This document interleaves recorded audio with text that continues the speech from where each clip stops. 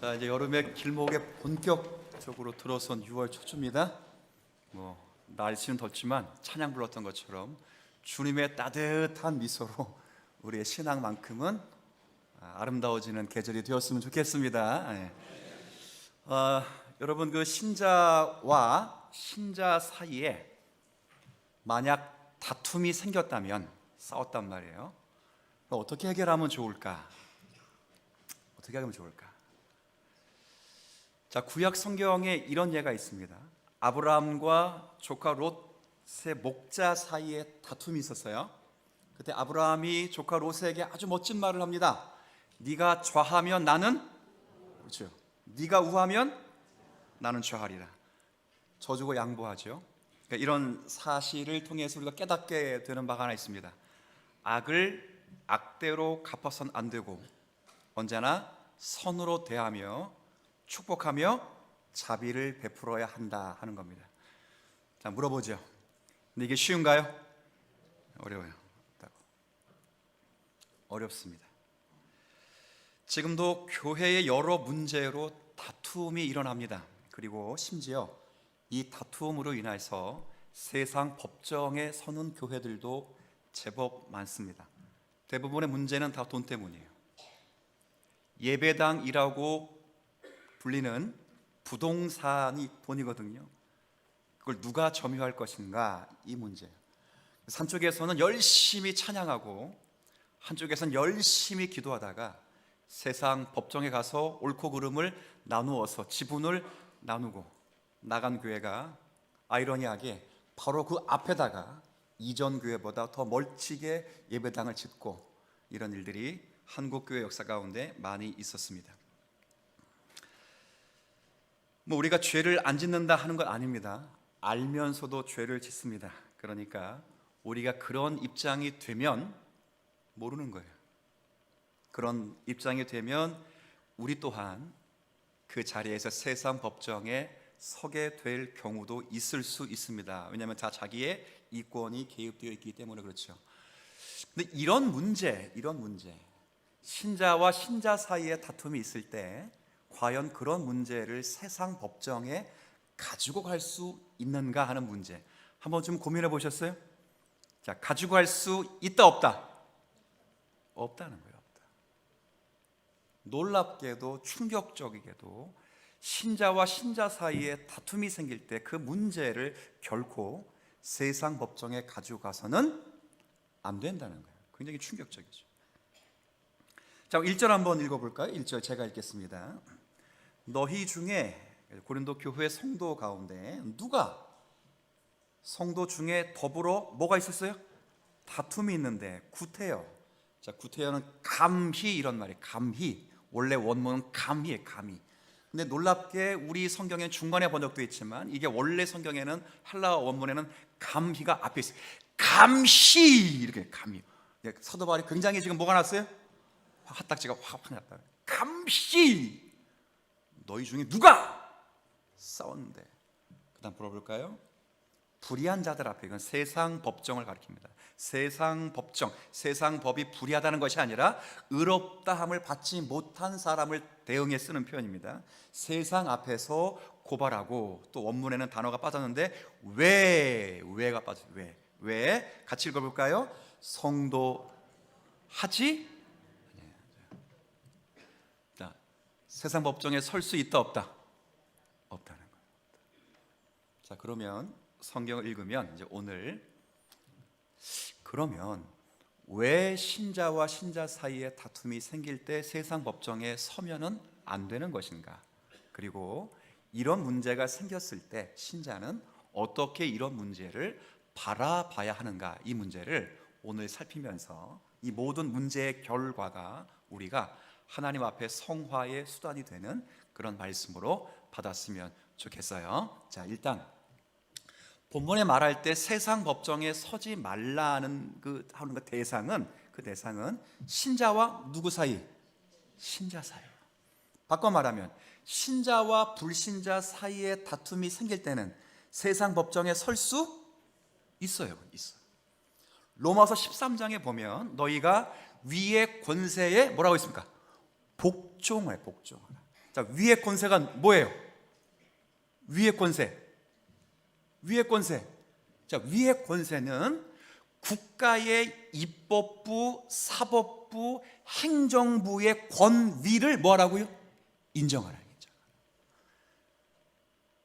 입법부와 행정부의 사법부의 권위를 인정하라. 하나님의 일반 은총 속에서 그 세 부서를 통해 질서와 도덕의 윤리를 세우기 때문에 신자와 불신자의 사이에 다툼이 생길 때는 세상 법정에 설 수 있다 없다? 있어요. 있다. 제가 만약에 사업을 하나 경영하는데 어떤 사람이 제게 위해를 가했단 말이에요. 제 사업체를 뺏으려고 했고, 그럴 때 저는 이 문제를 가지고 교회로 가져가는데 어디로 가야 돼요? 세상 법정에 가지고 가야죠. 회사를 지키고 회사에 딸린 직원들을 안정되게 살 수 있도록 살려야 될 거 아니에요. 또 하나 문제 물을까요? 신천지 같은 이단들이 교회에 들어와서 교회의 진리의 명예에 손상을 입힐 때, 자, 그 문제가 터졌어요. 어디로 가야 돼? 어디로 가야 돼? 세상 법정에 가야지. 교회의 진리와 교회의 주권을 지켜내야죠. 여러분, 교회당 들어오면서 포스터 봤을 거예요. 신천지 출입? 그럼 이제 물어보겠습니다. 1번, 그 사람들 들어오지 말라고 회유하려고 붙여놨을까요? 2번, 그 사람이 들어와서 문제가 생길 때 그것 가지고 세상 법정에 서려고 붙여놨을까? 1번, 2번. 1번? 2번? 다수결? 2번이야, 2번. 그런 일이 너무도 많이 일어나서 저들이 지분을 가지고 예배당을 뺏으니까 세상 법정에 미리 붙여놓은 그 공고문을 따라 그 사람이 신천지로 밝혀질 때는 지분을 상실하게 만든다고요. 지혜로운 대처 방법이에요. 왜? 그 사람들은 신자들이 아니니까. 자, 그래서 오늘 본문의 내용은 신자와 불신자의 다툼이 생길 때 어디로 가느냐의 문제가 아니라 신자와 신자 사이의 살인이 아니고 다툼이 교회 가운데 생길 때 목사와 성도, 목사와 장로, 장로와 성도, 성도와 성도 사이에 다툼이 생길 때 반드시 세상 법정에 나아갈 수 없다는 거예요. 자, 그럼 물어야죠. 왜 나아가서는 안 될까요? 답은 간단해. 하나님의 명령이니까. 아이 뭐 그래요. 자, 그런데 신구약 성경의 전체의 논리와 원리를 따라 왜 가면 안 되냐? 답은 간단해요. 세상의 판결 기준과 교회의 판결 기준이 달라요. 자, 실제 일어났던 일을 여러분에게 소개합니다.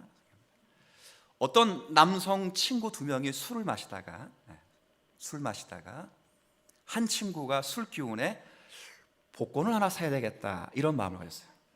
근데 복권을 사려고 지갑을 딱 여는데 마침 현금이 없어요. 현금이.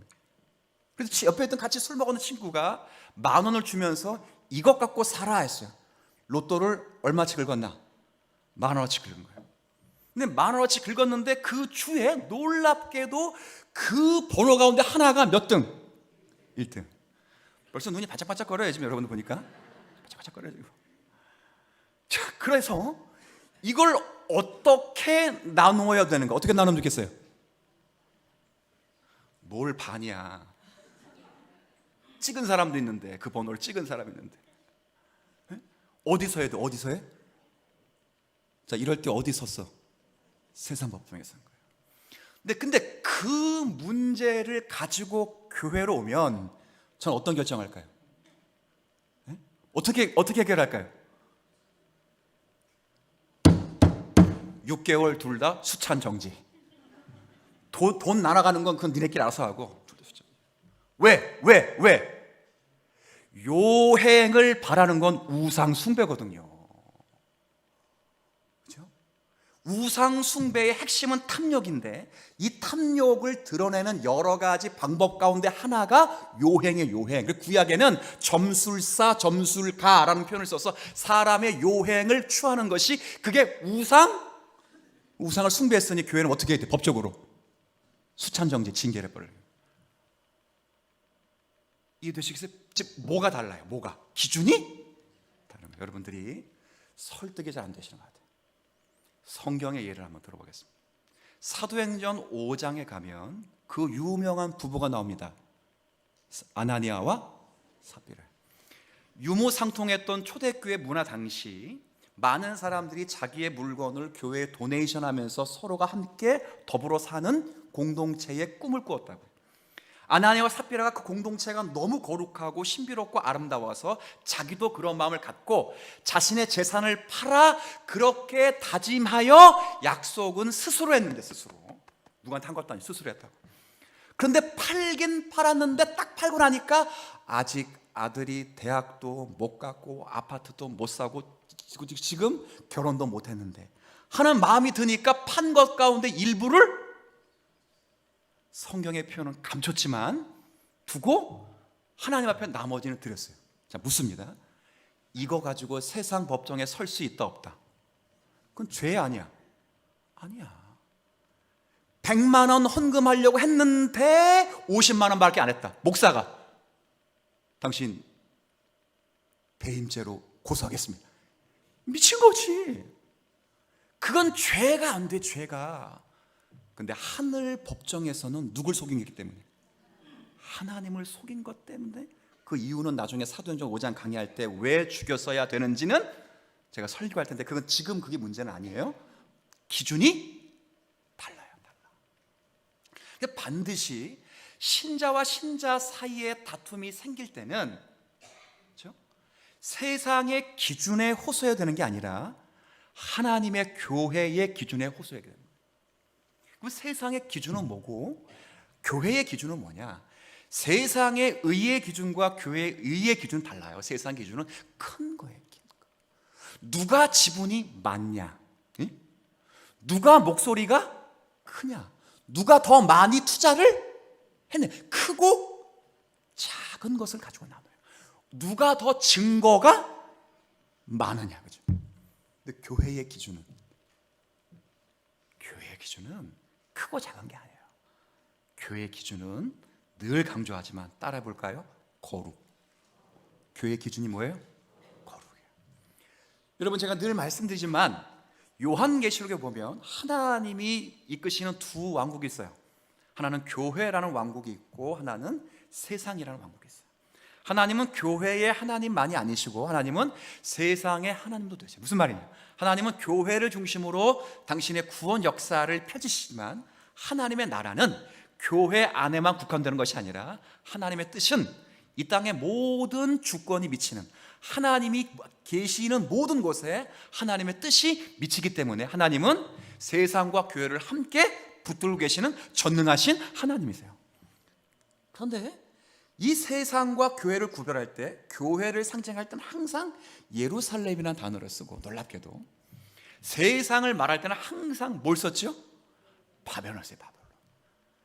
근데 예루살렘과 바벨론을 수식하는 놀라운 단어가 항상 일정해요, 항상. 제가 늘 말씀드렸죠. 예루살렘을 수식하는 단어는 딱 하나예요. 뭐예요? 예루살렘, 교회를 교회. 거룩해, 거룩. 언제나 보세요. 지겹도록 거룩한 예루살렘, 거룩한 예루살렘, 거룩한 예루살렘, 거룩. 지겨워 죽겠어요. 근데 세상을 꾸미는 단어는 딱 하나, 똑같아요. 제가 좀 전에 얘기했잖아요. 큰 거예요, 큰 거. 큰 예루살렘, 큰 바벨론, 큰 바벨론, 큰 바벨론, 큰 바벨론. 교회는 거룩한 예루살렘, 거룩한 기준이 다른 거예요. 그러니까 세상의 기준은 큰 거를 추구하는 것이고, 많아야 이기는 것이고, 지분이 많아야 승소하는 것이고, 교회의 기준은 뭐라고요? 거룩이에요, 거룩. 달라요. 왜 신자와 신자 사이에 다툼이 생길 때 거룩의 기준을 가지고 교회로 나와야 되냐면, 이 다툼의 근본이 탐욕 때문이에요. 우리가 읽었던 말씀 정리하면서 10절에 이런 말씀이 있습니다. 자, 10절에 도적이나, 그 다음 뭐라고 되어 있어요? 자, 소송에 휘말린 사람의 그 근본의 마음은 뭐 때문이라는 거예요? 탐욕 때문이다. 무슨 탐욕? 어떻게든 나의 옳음을 인정받고 싶어서 세상 법정에 나가는 거예요. 어떻게든 더 상대방을 이겨서 더 많은 큰 이익을 위하여 어디로 나가는 거예요? 세상 법정. 왜? 탐욕 때문이에요. 근데 탐욕의 문제는 우상숭배이기 때문에 이 문제는 세상의 큰 것 작은 것의 문제로 해결되는 게 아니고 거룩의 문제로 나와야 돼요. 하나님 앞에 나와야 되는 거예요. 성화로 이어지기 때문에 항상 세상 앞에 서야 되는 것이 아니라 그런 문제를 가지고 어디로 나와야 된다고요? 하나님 앞에 나와요. 제가 조금 이따 더 설명하겠지만 일단 먼저 축복해 드릴 건 신자와 신자 사이에 다툼이 생길 때 그것이 돈 때문이든 그것이 명예 때문이든 자존심 때문이든 무엇 때문에 생겨난 다툼일지라도 그거를 해결받기 위하여 세상 법정에 서는 자가 아니라 하나님의 교회로 나오는 저와 여러분이 되기를 바랍니다. 제가 왜 그렇게 말하냐면 10절에 다시 9절 왜냐하면 불의한 자가 하나님의 나라를 유업으로 못 받는 거예요. 무서운 거라고. 그래서 말하는 거예요. 그래서 하나님의 나라를 유업으로 받을 수 없는 문제이기 때문에 심각하게 다루는 거예요. 자, 그러면 어떻게 세상 법정에 서지 않고 교회 법정으로 나올 수 있을까? 교회 법정은 뭔가? 교회 법정은 제가 다음 주에 설계해 드릴게요. 교회 법정이라는 말 처음 들어보실 텐데 아마 들어보시면 여러분들이 이런 것이 있을까 깜짝 놀랄 수 있어요. 다음 주에 설계해 드리고 오늘은 이렇게 세상 법정이 아닌 교회 법정, 즉 하나님 앞으로 나오게 되려면 우리에게 이런 인식, 의식이 있어야 되는데 사도 바울은 친절하게 우리에게 세 가지 의식이 있어야 세상 법정이 아닌 어디로 나온다고요? 하나님 앞에 나온다. 자, 이 세 가지 법 의식은 신자와 신자 사이에 다툼이 생겼을 때만 적용하지 마시고 여러분이 천국 가는 그 날까지 여러분의 경건을 위하여 적용할 수 있는 세 가지 기준점이 되었으면 좋겠어요. 첫 번째 기준점이 뭐냐? 첫 번째는 영원이라는 시각을 가지고 이 문제를 해결해야 하는 거예요. 종말론적인 시각을 가지고 되는 거예요. 자, 제가 한번 2절, 3절을 한번 읽어드릴 테니까 한번 보세요. 2절. 자, 성도가 세상을 뭐 한다고요? 판단할 것을 너희가 알지 못하느냐? 세상도 너희에게 판단을 받겠거든 지극히 작은 일 판단하기를 감당하지 못하겠느냐? 이건 감당할 수 있다 없다? 있다는 거예요. 교회가 감당할 수 있다는 거예요. 자, 교회는 세상에게 판단받는 곳이 아니라 교회는 세상을 뭐 하는 곳이라고요? 판단해요. 어떻게 판단합니까? 어떻게 판단해요? 자, 하나님의 말씀을 기준으로 해서 이런 일들이 옳은가 틀린가를 판단하는 거예요. 동성애를 허용하자, 동성애자가 좋다, 동성애자를 격려하자, 성소수자들을 보호하자 그럴 때 그것을 세상을 교회가 판단할 때 뭘 근거로? 하나님의 말씀을 근거로 그것이 성경의 정신과 어긋나면 그것이 불의한 것이요 죄라고 뭘 하면 돼요? 판단하면 돼요. 자, 그런데 이건 지금 있는 일이라고. 놀라운 건 그 다음 절에도 판단할 대상이 하나 더 있어요. 세상뿐만 아니라 3절에 우리가 누구도 판단한다고요? 천사도 판단해요. 천사. 이건 지금 있는 일이 아니죠. 언제 판단하는 겁니까? 마지막 때요. 마지막 때. 악한 천사를 판단할 때는 지금 판단하는 게 아니고 마태복음 19장에 예수님이 말씀하신 바와 같이 최후의 심판 때가 되면 그런즉 너희도 12 보좌에 앉아 이스라엘 12지파를 심판하리라 했어요. 이스라엘 12지파가 예수 그리스도를 메시아를 거부한 그 세대를 말하는 거예요. 그때가 언제? 예수님이 뭐 하실 때? 재림하실 때. 자, 무슨 말이냐? 여러분이 이 땅 가운데 살면서 우리가 이제 참 어떤 일을 만나게 될 때 특별히 억울하고 마음에 들지 않는 일이 일어났을 때 그것을 현재의 이해관계, 유불리로 그걸 따지지 말고 영혼이라는 시각을 가지고 생각하라 그 말이에요. 자, 다른 말로 좀 쉽게 설명하면 교회 가운데 대부분의 싸움은 두 중에 하나입니다. 돈 아니면 자존심이에요. 명예예요, 명예. 경남의 한 교회에서 잘 들으세요. 남녀가 사귀다가 혼전 임신을 했습니다. 잘한 거예요, 못한 거예요? 지금은 잘한 거하고 못한 거 말하기도 어렵죠. 뭐 하면 되니까? 결혼은 됩니까? 결과가 좋으면 되니까 막 그러잖아요. 교회가 그 문제를 처리하면서 교회가 그 둘을 6개월 동안 수찬 정직 권징을 내렸다고. 근데 그 여성이 자신의 명예를 담임 목사가 훼손했다고 해서 세상 법정에 고소해서 담임 목사가 명예훼손죄로 고소가 되어버렸어요. 근데 이런 문제가 생길 때 그 남녀는 현재의 자신의 자존심이 상처난 것으로 지금 스크래치난 자신의 자존감, 명예를 훼손해 다시 세우기 위하여 세상 법정에 설 것이 아니라 그 문제를 가지고 어떤 시각으로 바라보려고요? 영원이라는 시각으로 바라보려고. 왜? 그 둘이 지금 그 아이를 지우려고 했거든. 근데 그 지우려고 했던 아이의 생명을 영원이라는 시각으로 보면 한 생명이 천하보다 귀하다고 여기는 그 마음을 닮을 수 있다면 그 사건을 달리 해석할 수 있습니다. 영혼의 문제예요. 영혼의 문제. 여러분이 어떤 문제를 만나게 될 때 이 시각이 없으면 안 돼요. 누군가에게 돈을 빌려줬어요.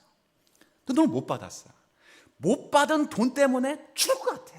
나도 힘들어. 그때 빨리 받아서 빨리 이 문제를 해결해야 되기 때문에 세상 법정에 가는 것이 아니라 그 100만 원을 못 받아서, 그 사람이 신자예요. 100만 원을 못 받아서 내가 지금 죽는다면 이런 마음을 가져야 돼요. 하루라도 빨리 주님 만날 수 있구나. 여러분이 피식하고 웃을 줄 알았습니다. 그토록 보고 싶었던 주님을 만날 수 있구나. 그런 마음을 가지라는 거예요. 왜? 그때 주님이 해결해 주시거든. 그 마음을 갖는 거예요. 그 영혼의 종말론적인 시각이 없으면 우리의 탐욕을 제어하거나 다스릴 수 없는 거예요. 여러분, 이 땅 가운데 고난과 억울하고 원수 같은 일을 만나게 될 때 반드시 기억할 것은 이 문제를 가지고 하나님이 내게 무엇을 만들어 주실까? 이렇게 물을 수 있는 저와 여러분이 되기를 축복합니다. 물으셔야 돼요. 이것 때문에 억울해. 저놈만 사라지면.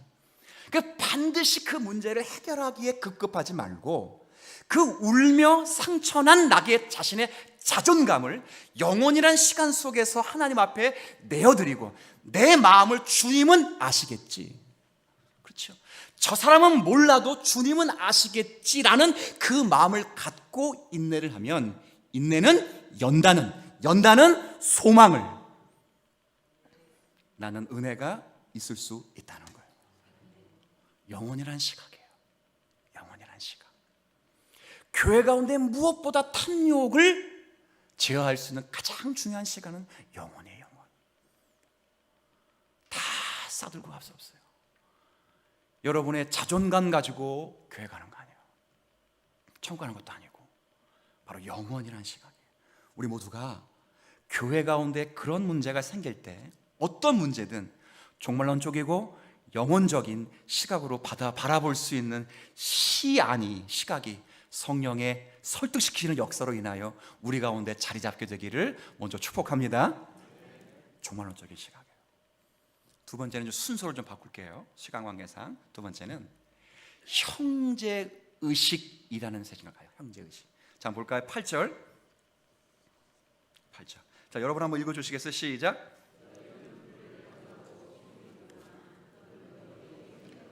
그렇죠. 그는 너의 형제로다. 원수인데요? 아니요, 그는 너의 형제로다. 무슨 말입니까? 상대방이 아무리 못났고 아무리 원수같이 굴어도 그가 하나님이 부르신 사람이요 하나님의 자녀라는 사실을 잊지 말라는 거예요. 성경에 일어나 들어볼게요. 스데반 아시죠? 스데반은 성경에 기록된 사람들 가운데 참 아름다운 사람으로 묘사된 분이에요. 왜? 성령과 지혜가 충만해요. 근데 이거보다 더 멋진 건 순교하실 때, 죽을 때 빛나는 천사의 얼굴 같아서. 나중에 한번 스테반 집사님 한번 얼굴을 한번 보세요. 빛나는 무슨 얼굴? 천사. 놀라운 건 그 빛나는 천사의 얼굴을 하고 돌아가신 스데반을 죽인 사람이 누굽니까? 누구예요? 회심하기 전 바울이에요. 제가 그 말씀 읽을 때마다 이런 생각을 했어요. 잘 보세요. 만약에 스데반이 그때 주님 억울합니다, 나에게 돌을 던진 자에게 하나님이 벌을 내려주세요 하고 죽었다면, 자 묻습니다. 만약이란 역사에 만약은 없지만 만약 그렇게 하고 순교하셨다면 지금 사도 바울이 있을까 없을까? 없다고. 돌아가시면서도 하나님 앞에, 예수님 앞에 기도했다고요. 주님, 저들이 하는 죄를 예수님처럼 알지 못합니다. 저들의 죄를 용서하여 주옵소서. 하늘 보좌가 쫙 열리고 주님께서 십자가에 달리신 모습을 보여주시면서 그를 환영하실 때 그의 기도를 기쁘게 들으시고 응답하셔서 놀랍게도 자기에게 돌을 던진 그 악인의 수장이었던 사울을 기독교 역사 가운데 가장 훌륭한 하나님의 사람으로 주님이 변화시켜 주신 거예요. 놀라운 거예요. 무슨 의식? 형제의식. 어떤 문제가 생기면 꼭 기억하세요. 나도 이 문제 때문에 하나님 앞에 서고 그도 이 문제로 누구 앞에 선다? 함께 실패해서는 안 되는 거예요. 그래서 스데반뿐만 아니라 모세의 기도가 필요해요. 출애굽하여 시내산에서 하나님의 법을 받을 때 이스라엘 백성이 모두가 범죄하여 하나님이 진노하셨어요. 다 죽여버리겠다. 모세가 멋있는 기도하죠. 첫 번째가 뭡니까? 슬프로서의 다 슬픕니다.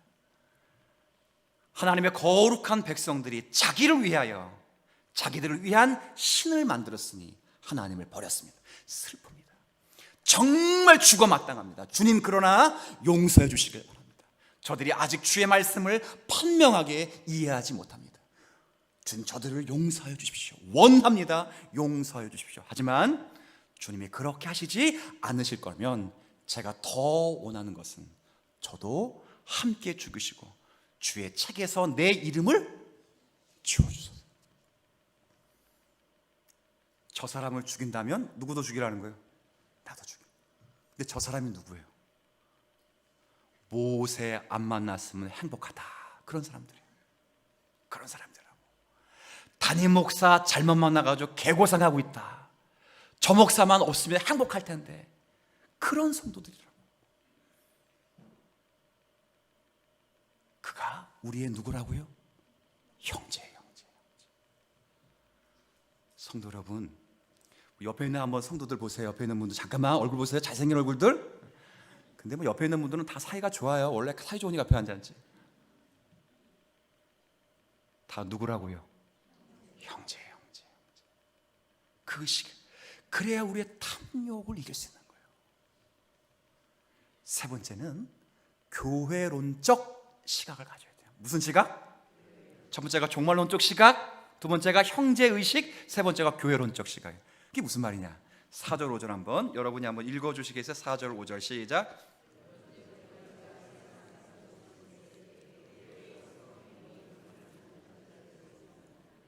내가 너희를 부끄럽게 하려 하여 이 말을 하노니 너희 가운데 그 형제 간의 일을 판단할 만한 지혜 있는 자가 이같이 하나도 없느냐, 있다는 거예요.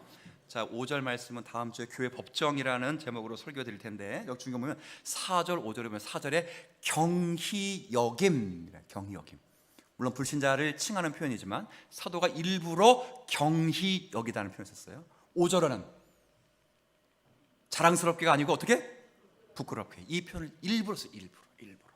일부러 썼다고. 무슨 말이에요? 세상 법정에 서는 순간 사람은 교회를 어떻게 여긴다? 부끄럽게 여기고, 교회는 세상 앞에서 교회는 세상에게 부끄럼 당하고, 세상은 교회를 어떻게 여긴다고요? 경히 여기는. 또 문제 때문에 교인끼리 시시비가 걸렸어요. 해결 안 되니까 어디 가요? 법정에 딱 갑니다. 모든 배심원들이 보면서 교회도 별 수 없구나. 얼마나 만에 그런 일이 있었어요. 성지여행 간다고 개를 들어서 개를 들다가 한 사람이 개 들고 어떻게 했어요? 어떻게 알았어요? 이게 있었어요? 기가 막히네. 튀었다고. 그거 잡아다가 법정에 세워가지고 배임죄, 횡령죄 걸어가지고 너 죽고 나 살자. 판사가 두드리면서 믿는 놈이 더하네. 덩덩덩덩. 네? 네? 그런 거예요. 이 문제로 세상의 법정에 설 때 세상 사람들이 하나님의 나라를 얼마나 경히 여기겠는가? 주의 편만한 화평의 복음을 저 사람이 믿을 수 있을까? 교회가 지지고 싸우는데 옆에 사람이 하나님이 살아계시다고 과연 말할 수 있을까? 성도 가운데 이런 분이 있어요. 목사님 때문에 참습니다. 귀한 거예요. 저한테 잘 보이려고 참는 게 아니거든. 교회에 누가 될까 봐 참습니다. 잘한 거라고. 뭐 그분 성질 없어요? 자, 물어보겠습니다. 저는 성질 없을까요?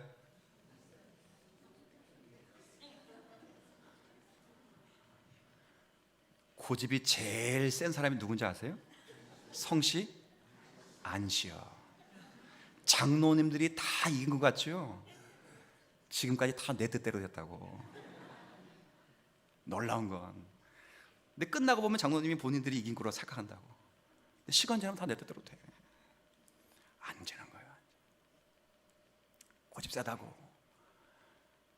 그런데 그런 문제일지라도 제가 참고 서로 기도하자고 권유하고 제가 눈물을 흘리고 무릎을 꿇는 이유는 딱 하나예요. 하나님의 복음의 영광이 훼손될 수 있기 때문에. 그런 입장을 가져야 돼요. 그런 입장. 부부가 열심히 싸우는데 옆에 사람이 교회를 안 다니는 가정이에요. 쨍그랑 그러고도 정신을 포착 차려야 돼. 저 사람이 내가 교회에서 장로란 걸 알고 있거든. 잘해야 되는 거예요. 그런 마음이 없으면 인간의 탐욕을 꺾을 수가 없어요. 하나님은 인간의 탐욕이 자연적 본성으로 죽여줄 수 없다는 사실을 알고 성령의 조명하심과 역사케 하시고 설득케 하시는 능력을 영혼이란 시각과 공동체, 즉 형제의식과 교회론적 신학을 가지고 죽여가며 살 것을 우리에게 제도적으로 허락하시는 거예요. 그럼 그걸 잘 활용하는 거예요. 저는 교회 가운데 가장 안타까운 분들이 뭐냐면 무슨 문제가 있으면 정관들이 되는 사람. 네? 불쌍해 죽겠어요. 몰라서 물어보는 게 아니에요. 제가 몰라서 물어보는 게 아니라고. 교회는 하나님의 화평의 복음을 하나님의 화평의 복음대로 치료하는 곳이에요. 그래서 이런 영혼의 시각과 그리고 형제의식과 교회론적인 시각이 없으면 우리는 나의 정당함과 옳음을 인정하기 위하여 세상 법정에 설 수밖에 없다는 거죠. 놀라운 건 그런 자들은 하나님의 나라를 유업으로 받을 수 없다는 거죠. 불신자와 신자의 문제를 이야기하는 거 아닙니다. 불신자와 신자의 문제가 아니라 신자와 신자의 문제. 다음 주에 어떻게 하는 것이 교회 앞으로 가져오는 것인가, 교회 법정이 뭔가 하는 걸 좀 설명해 드릴 거예요. 이걸 알아야 여러분들이 그걸 알 수 있어요. 근데 오늘은 이 이야기를 들으면서 아마도 저의 이 설교가 아직도 여러분을 설득시킬 수 없다고 받아치는 분들이 분명히 계실 거예요. 그분들을 위해서 다시 한번 하나를 더 강조해요.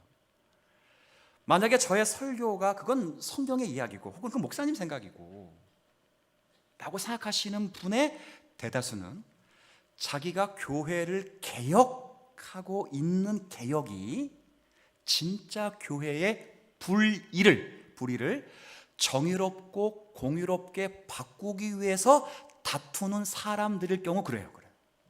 진짜 그런 분이 있을 수 있어요. 그러니까 불의한 교회의 모순을 진리와 정의와 공의로 바꾸기 위하여 실제 다투는 건강한 성도들이 있을 수 있다는 겁니다.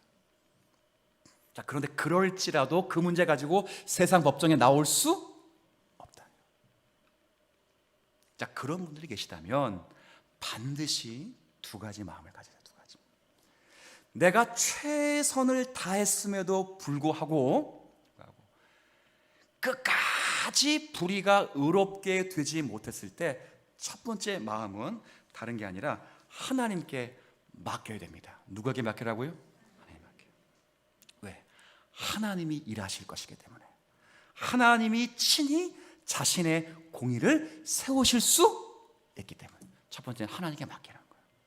두 번째가 훨씬 중요해요. 자, 뭐냐면 우리가 노력했는데도 그 불의의 문제가 잘 해결되지 않을 때 어쩌면 하나님께서는 그렇게 그냥 그걸 두기를 원하실 수도 있다는 걸 잘 들으셔야 돼요.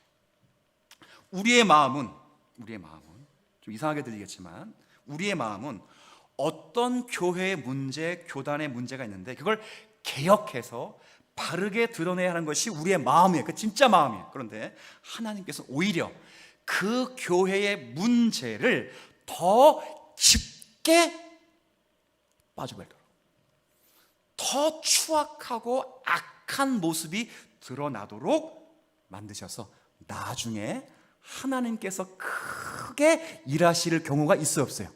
있어요. 있다고.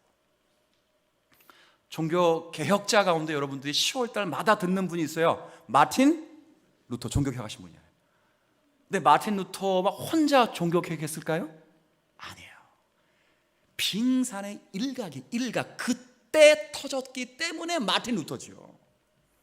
그 이후 그 이전에 수백 년 동안 존 위클리프, 얀 후스 같은 수없이 이름도 거론하면 1시간이 넘을 만한 수없이 많은 사람들이 루터처럼 교회의 부정부패 1000년 가까이 왔던 중세 교회의 악함을 개혁하기 노력했다고. 하나님이 역사하지 않았어요. 역사하지 않은 건 그들이 실력이 없기 때문이 아니고 반면에 루터가 더 훌륭했기 때문이 아니라 하나님이 교회가 죄악이 관영될 때까지 뭐 하신 거예요? 참으신 거예요. 그리고 루터를 통해서 하나님이 그 교회를 기뻐 개혁하기를 원하시는 거예요. 루터가 훌륭해서가 아니에요.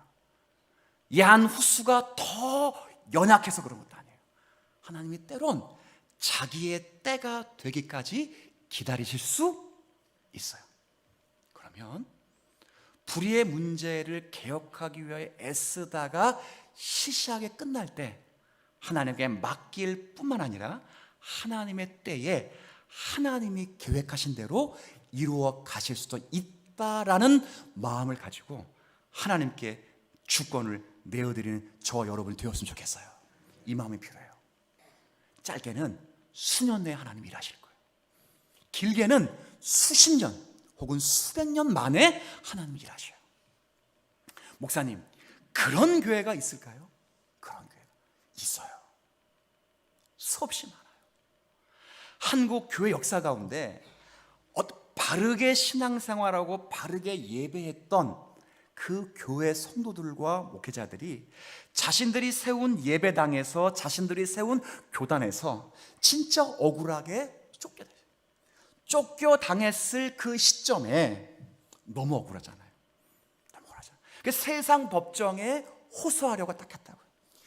호소하자라고 하는 고소파드가 있었고, 호소하지 말자, 그래도 억울해도 호소하지 말자라는 반고소파가 있었어요.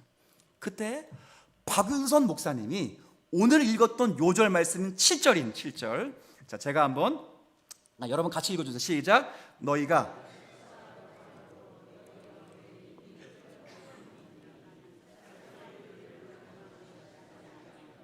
차라리, 자, 두 번 반복된 단어가 있어요. 제가 설교 제목으로 붙인 거, 차라리. 여기 7절 중간에 허물이죠. 허물이 있다. 이게 원래 성경에는 실패요, 실패. 신자와 신자 사이에 가서 누가 승소하고 패소했을 때 이겼다고 해도 이긴 게 아니고 거기 간 것 자체가 실패. 하나님 나라의 실패. 그러니 차라리 불의를 당하는 게 훨씬 낫고 차라리 손해보시는 게 낫다. 이 설교를 합신교단을 세운 박유선 목사님이 거기 세운 거예요. 안 그랬어요. 차라리 불의를 당하자. 놀라운 건 하나님이 역사하셔서 쫓겨나온 성도들에게 더 큰 예배당과 쫓겨나온 성도들에게 더 큰 교단을 형성하셔서 지금 한국의 개혁파 신학을 잘 파수하는 그런 신학대학을 세우시고 하나님 역사하신 줄 믿습니다. 바꾼 거예요. 차라리. 오늘 설교가 여러분에게 멀리 들릴 수 있어요. 멀리. 왜? 나 목사도 아니고 장로도 아닌데. 근데 성경을 강의하다가 만난 거예요. 피할 수 없는 거예요. 이 강의하다 만난 이 본문을 통해서 다른 건 다 차치하더라도 세상 법정, 교회 법정 차치하더라도 우리의 탐욕을 다스리기 위해서 여러분이 꼭 기억하실 세 가지 인식은 영원이라고 하는 시각과 형제라는 동역자 의식과 마지막 교회의 번영, 교론적 시각을 가지고 우리가 이 땅 가운데 살면 그것이 여러분을 성화케 하고 하나님의 자녀로 불러가시는 놀라운 은혜의 표지가 될 줄로 믿고 이 마음을 가지고 신앙생활 잘하는 저와 여러분이 되었으면 좋겠습니다.